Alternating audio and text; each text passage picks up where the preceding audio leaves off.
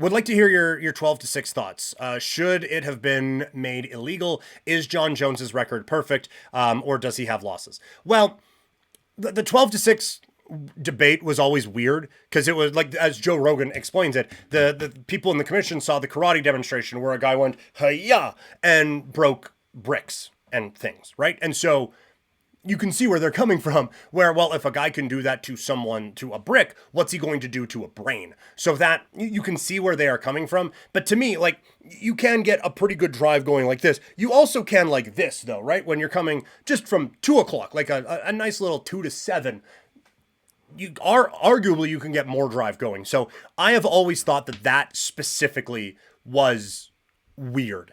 If you're going to take that away, then take elbows away on the ground entirely. And why are we allowed to hammer fist if you're not supposed to 12-6, right? Like it's coming from 12-6. You are doing this. So why was hammer fist allowed and elbows not? And I get elbows are harder and all of that. Like I literally understand the argument, but what are we like? Why is that the line we are drawing? So yes, it's a dumb rule, and I have always hated it, and I do think they're getting away from it.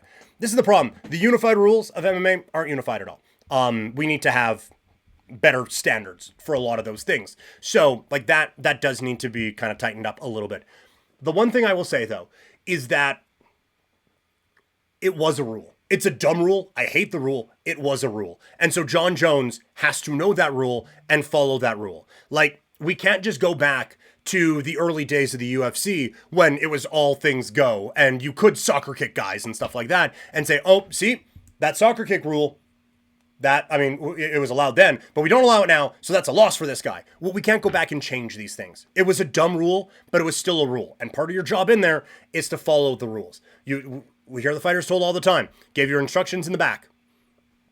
You need to know what the rules of engagement are. And Jon Jones didn't. So is it hilarious that the most dominant fighter of all time, his only loss is because he was kicking someone's ass too hard? Yeah, it's funny. But it should stay on the resume because it was a rule, as much as I disagree with that rule at that particular time.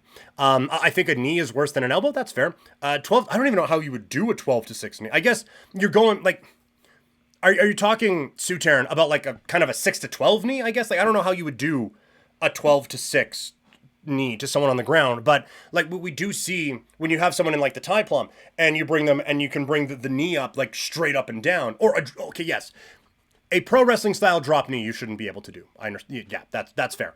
But this would be like a 6-12 knee. I think those are fine. But again, like we're splitting hairs between like what is an acceptable level of brain damage to cause on one thing. We do have to understand this is a violent sport. We've kind of all the people in there accept it, right? Dominic Cruz wanted a guy to fight with one arm. They kind of accept that part of it going in. You try to make it as safe as possible, but there is at some point it's a cage fight, right? Like people are going to get hit, people are going to get hurt, and sometimes in like irreversible ways, and that is unfortunate.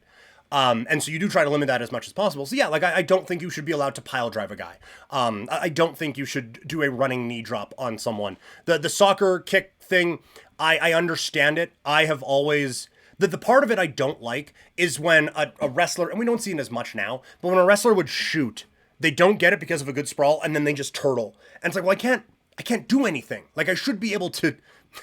Again, this is barbaric. I should be able to kick that guy in the head, right? Like he tried something, I was able to block it. I should at least get one free punt, right?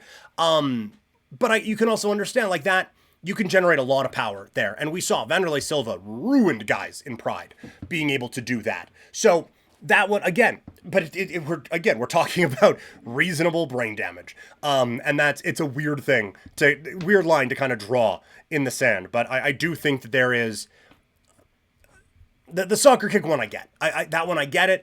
When you see soccer kicks to the body and stuff like that, oh boy, is that violent. And really effective. So, but I think kind of where we're at right now is fine. The playing the game where you can have like two hands and no, do I have one? Do I have one or two? One or two. That one shouldn't be allowed. Like I hate that. Like the hands, I don't think the hands should be a point of contact. I think like it's because you have to have some kind of black and white rule for it. But I think honestly, if they just wrote the rule, you can't, no kicks to the head of a downed opponent and the definition of a downed opponent is you'll know, you know.